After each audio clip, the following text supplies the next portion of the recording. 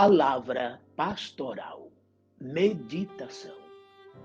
Meus amados irmãos, amigos, companheiros, a paz do Senhor. Mais uma vez aqui estamos neste início de um novo dia, para continuar com a nossa série de meditações dentro da Palavra de Deus. Sendo assim, vamos mergulhar nas Sagradas Escrituras. Estamos analisando o texto de 2 Coríntios, capítulo 4, dos versículos 14 até o 18. Hoje estaremos meditando no versículo de número 16. Olha que texto lindo da parte de Deus, por intermédio do nosso querido e amado irmão Paulo. Ele disse assim: por isso não desanimamos, mas, ainda que o nosso homem exterior se corrompa, o interior, contudo, se renova dia após dia. Que coisa linda, né, irmãos? Paulo aqui estava falando sobre o desgaste na obra de Deus. Lendo desde a semana passada, né? Observando ali os versículos 8, 9, 10, 11, tomamos conhecimento do que é uma vida diária cristã. Principalmente o que aconteceu com os apóstolos e acontece com todos os obreiros ao redor do mundo e com cada crente firme e que trabalha na obra de Deus. É um desgaste permanente. Somos entregues à morte todo dia, passamos por toda a série de sofrimentos e problemas. Mas qual é a mensagem da parte de Deus? Ânimo, coragem, força, prosseguir, marchar, nunca desanimar. E Paulo está dizendo aqui, por isso não desanimamos. Mas, ainda que o nosso homem exterior se corrompa, o interior, contudo, se renova a cada dia, ou dia após dia, dependendo da tradução. Isso que Paulo está dizendo, o nosso homem exterior, ainda que o nosso homem exterior se corrompa, eu quero sempre frisar aqui, viu, irmãos? Este corromper aqui, Paulo não está se referindo a essa espécie de corrupção que estamos ouvindo falar aí no mundo político e em outras áreas. Ou seja, desonestidade, né? Falcatruas, querer dar golpe nos outros. Isso também se chama corrupção. Mas essa corrupção que Paulo está falando aqui, ainda que o nosso homem exterior se corrompa, ele está falando de um desgaste no nosso corpo, pelas enfermidades, pelo tempo, pelas angústias que as aflições provocam e, por fim, até a morte. Tem até tradução que diz: mas ainda que o nosso homem exterior morra, olha só, a morte é a parte final desse corromper, tá certo? Isso no lado físico. Aí Paulo está dizendo, ainda que o nosso homem exterior se corrompa, ou seja, se desgaste até o ponto de chegar o seu final com a morte, o nosso interior, isto é, o nosso homem interior, nosso homem interior se renova a cada dia. Este homem interior está falando de todo o teu lado espiritual, espírito e alma. E aqui está a coisa linda da mensagem. Enquanto o nosso homem exterior vai se corrompendo pelo dia a dia, pelo mês após mês, anos após anos, o desgaste natural, as doenças, as dores, as angústias, as aflições, as perseguições e, por fim, até a morte, isto não é impedimento para que o nosso homem interior, o nosso espírito, se renove a cada dia diante de Deus. Isso quer dizer, e é uma prova, que as aflições desta vida, de forma alguma, ela sufoca, ela oprime a nossa vida espiritual. Não, irmãos.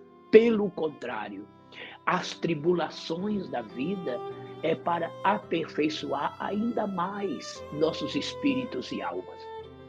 Paulo, escrevendo aos Romanos, no capítulo 5, a partir do versículo 2 até o 5, um texto tão conhecido da comunidade cristã, o que é que Paulo está dizendo? Nos gloriamos nas tribulações. Olha aí. Por quê? Porque a tribulação produz a paciência. Esta paciência aqui está naquele sentido de você ter calma, saber suportar, saber sofrer, como também tem o sentido de perseverar. Ou seja, a tribulação não vai te embaraçar os passos, não vai te bloquear, pelo contrário, vai te dar perseverança para que você continue na sua jornada, na sua trajetória cristã. Tanto é que Jesus disse lá em Mateus 24, 12 e 13, por se multiplicar a iniquidade, o amor de muitos esfriará. Nisso aí está contida o quê? Além da iniquidade pecaminosa em si, também as lutas, tribulações, perseguições, né? Isso, o que acontece? Sendo iniquidade, pode esfriar a fé de muitos, mas a tribulação em si não é para isto. Tanto é que Jesus fala no versículo 13, mas aquele que perseverar até o fim será salvo. Então a tribulação vem para estimular em você esta paciência, esta perseverança de não desistir nunca. Paulo já dizia, ali escrevendo aos Romanos 12, 12, alegrai-vos na esperança, né? Perseverai na oração. Olha só, sede pacientes na tribulação. Veja que aqui está perseverar, insistir, mas a paciência, ela tem esse duplo, né? Esta dupla mensagem, este duplo sentido de paciência no que toca a você ter condição de suportar pacientemente, como aquela condição de perseverar insistentemente, sem jamais desistir. Então a tribulação produz essa paciência. E o que é a consequência disso tudo? A paciência vai gerar experiência, idoneidade. Você se torna um homem maduro, uma mulher madura, experiente da vida, pelo que você passou, e até para saber enfrentar novas tribulações e ensinar aos outros que ainda não passou pelo que você passou. E por fim, essa experiência vai gerar esperança. O teu coração vai se encher de esperança, e quando o coração está cheio de esperança, te dá ânimo, força, coragem, e nada te faz desistir da tua meta. Por um motivo, porque o amor de Deus é derramado em nossos corações pelo Espírito Santo que nos foi dado. Que texto espetacular este de Paulo, né? Romanos 2, de 2 até o 5. É isso que ele quer dizer, viu? Que tudo isso junto, tribulação que gera paciência, experiência, esperança, e que atrai o amor de Deus para ser derramado em teu coração pelo Espírito Santo que nos foi dado. Tudo isto renova o quê? o nosso homem interior, o nosso espírito. E assim temos paz com Deus, comunhão com Deus, intimidade com Deus. Dialogamos com Deus desta forma e Deus fala conosco, nos dando seu estímulo, coragem, força e vigor. Em Romanos 8,15, Paulo diz que o mesmo Espírito testifica com o nosso espírito que somos filhos de Deus. Então veja que coisa interessante. Pelo nosso corpo, que se desgasta, temos a enfrentar as lutas diárias e vencê-las. Por quê? Porque o nosso espírito, que se renova pela força de Deus, nos dá força e ânimo para prosseguir e vencer as vitórias da vida. Por esse corpo mortal, temos acesso às coisas desta vida e temos que vencer em nome de Jesus. E pelo nosso espírito, temos acesso à glória de Deus, para ter deste Deus um retorno maravilhoso, repetindo que é a força, que é a coragem, que é o vigor para prosseguirmos. E é por isso, já dizia Paulo, é por isso que não desanimamos. Não tem como desanimar, irmãos, porque por maior que seja a luta, a angústia e o problema, maior é a vitória que o Senhor nos dará. Maior é a graça que Ele nos concederá, pois a sua mão está segurando a nossa mão e Ele está sempre a dizer, não temas, eu te ajudo, eu te ajudo. E Ele começa o texto dizendo, eu sou o Senhor teu Deus, porque eu, o Senhor teu Deus, te tomo pela tua mão direita e te digo, não temas, eu te ajudo. Isaías 41:13.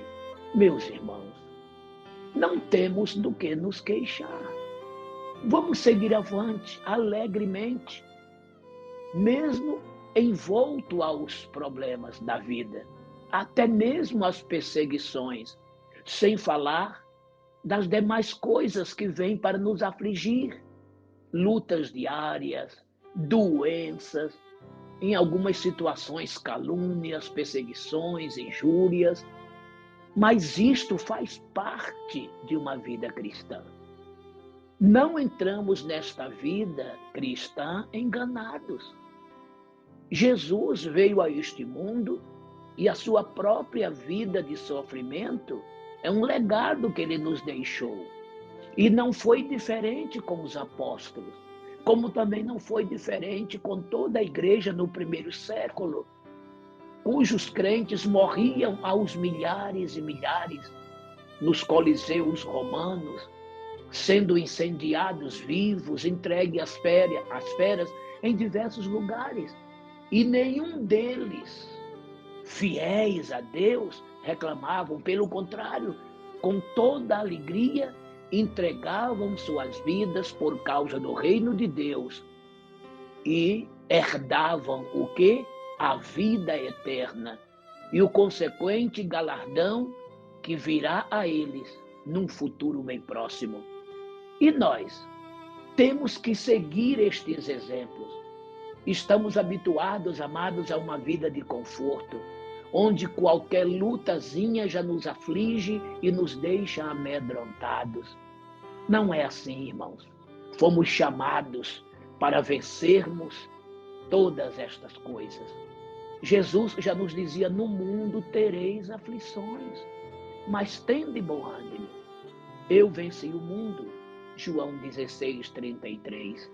E Paulo reforça isto, lembrando-nos e dizendo-nos, todo aquele que quer viver piamente em Cristo Jesus padecerá tribulações.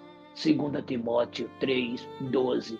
Então não dá para entender um crente que quer ser crente para ter uma vida maravilhosa, viver em um mar de rosa, ter a melhor casa, a maior conta no banco, viver pleno de saúde, porque eles ensinam algumas denominações neopentecostais que quem não estiver assim vivendo dessa forma que eu acabei de mencionar, está amaldiçoado e não é servo de Deus.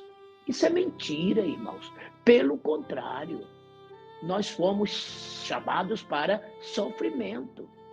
Agora, é pecado ser rico? De modo algum.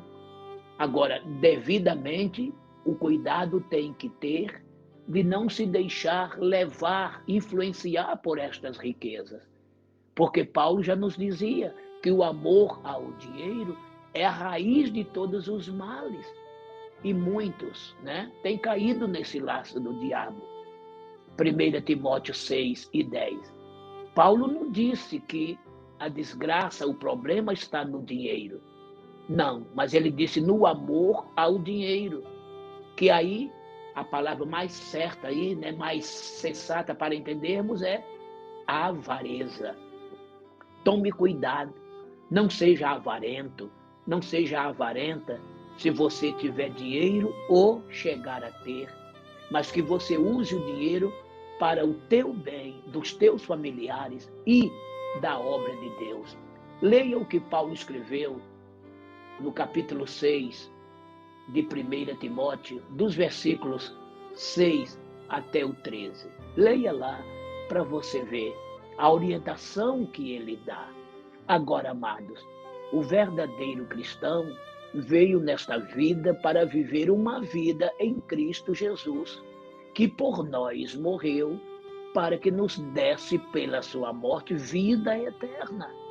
Então, aqui temos é que nos debruçar em cima da obra de Deus e nos desgastar por ela e com ela até o último de nossos dias, sabendo que enquanto o nosso homem exterior, isto é, nossos corpos, se desgastam pelo tempo, doenças e morte, o nosso homem interior, o nosso espírito se renova a cada dia, a cada dia, a cada dia mais, até alcançar a estatura de varão perfeito, quando a trombeta tocar.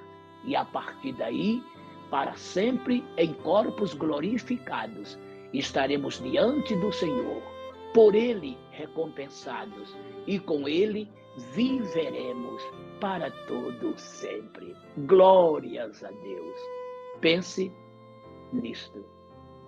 Deus te abençoe. Meu Deus e Pai, te rendemos graças, Senhor, em saber que tens nos dado um renovo diário para os nossos espíritos e almas. Embora nossos corpos se desgastem pelo tempo, nossos espíritos se renovam dentro desse mesmo tempo, até que venhas nos buscar e assim recebermos de ti uma vida eterna para sempre. Pai Santo, estenda a tua mão para curar e soluciones os problemas, eu te imploro, em nome de Jesus. Amém. Eu sou o pastor Mário Souza, que te deseja um abençoado e próspero dia. Receba, meu amado, minha amada irmã, meus amigos e companheiros, o meu forte e afetuoso abraço e a paz do Senhor.